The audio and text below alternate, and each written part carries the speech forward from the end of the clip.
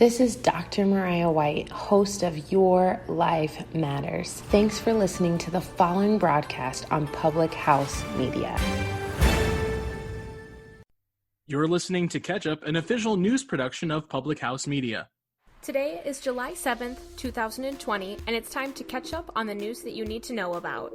Today we're helping you catch up on the story of missing Army soldier Vanessa Guillen, the cancellation of the Atlantic Coast Pipeline project, Kanye West's latest announcement, and as always, a bit of good news for you.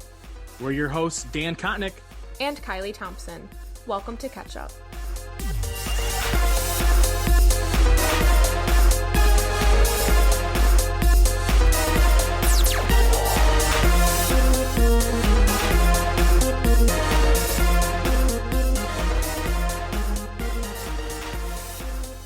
The remains of missing Army soldier Vanessa Guillen were positively identified on Sunday, ending an over month-long missing persons search. The remains were found in a shallow grave mid-last week in Texas after Guillen went missing from Fort Hood, where she was stationed. Guillen had been bludgeoned to death, with investigators saying the face had been beaten so badly she was unable to be identified by her medical records, delaying the identification process. Authorities named a prime suspect in the investigation Thursday as Army Specialist Aaron David Robinson. Representatives for Guillen's family have said she told members of her family that she was planning to file a harassment complaint against Robinson before her disappearance, and they believed Robinson became enraged when he found out. Robinson, however, committed suicide Wednesday after being confronted by investigators. Authorities have also arrested Cecily Ann Aguilar in connection to Guillen's disappearance. Aguilar is the estranged wife of a former soldier from Fort Hood. Investigators stated that Robinson had called a woman he was involved with to help him dispose of the body. However, no formal charges have yet been filed.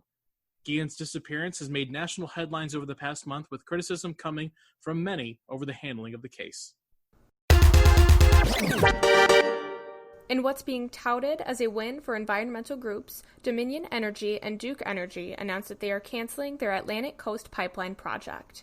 The natural gas pipeline project was planned to run over hundreds of miles through West Virginia, and North Carolina.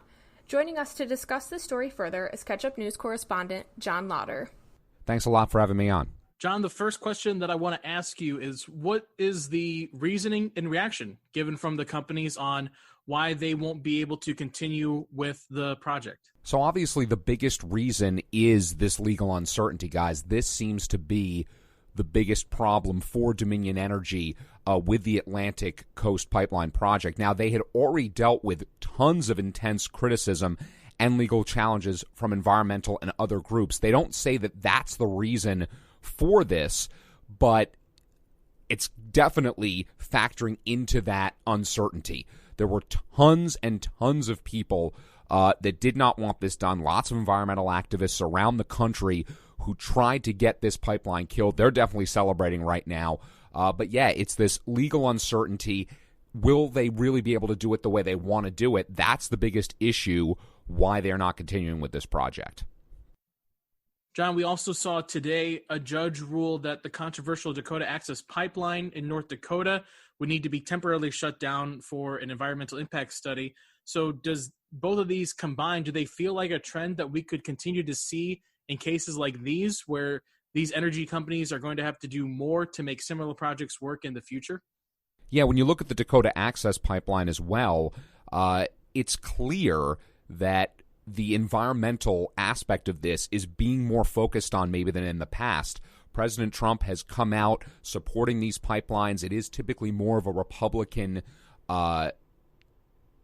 accepted thing.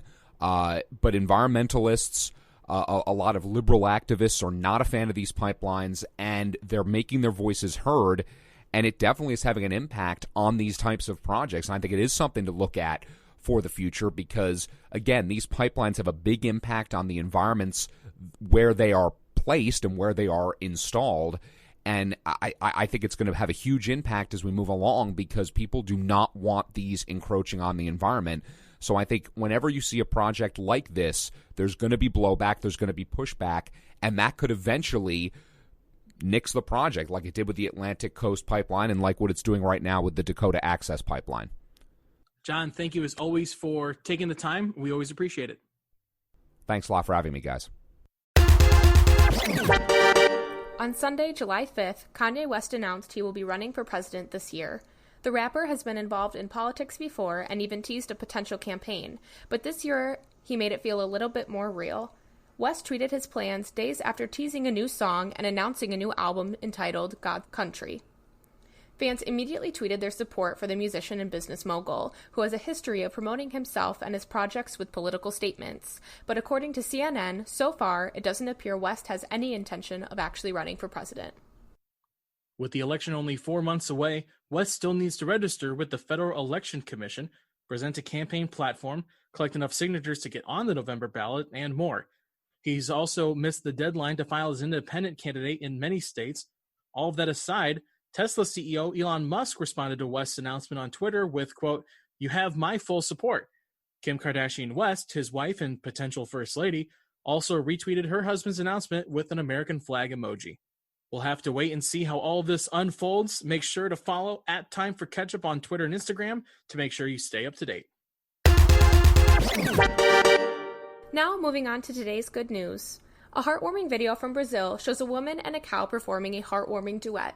According to the Good News Network, the footage shows Patricia Varela Favano singing while she relaxes in a barn with a cow known as Master Siddhartha Gautama. As Patricia continues to sing, the cow sweetly joins in with melodic moos that are guaranteed to melt your heart. When asked about this touching incident, Patricia said, quote, "There's no intellectual knowing at that level of what is happening here. However, we can feel that there is sincerity, joy, and deep peace about life and how we interact with Mother Nature and even among us humans, which are known to be a part of this rescue. Human souls can be touched and filled through it, giving a sense of knowing that there is a deeper meaning of life and an order that underlies all of existence." Thanks for catching up on today's news with us. I'm Kylie Thompson. And I'm Dan Connick. Please be sure to catch up with us again tomorrow. If you enjoyed today's episode, please leave us a rating and review on Apple Podcasts. We appreciate you listening to Catch Up. For more content, follow Catch Up Digital on social media. Just search @TimeForKetchup. We'd love to hear your thoughts on any of the stories we covered today. Just use the hashtag #PassTheKetchup on social media. Catch Up is an official production of Public House Media.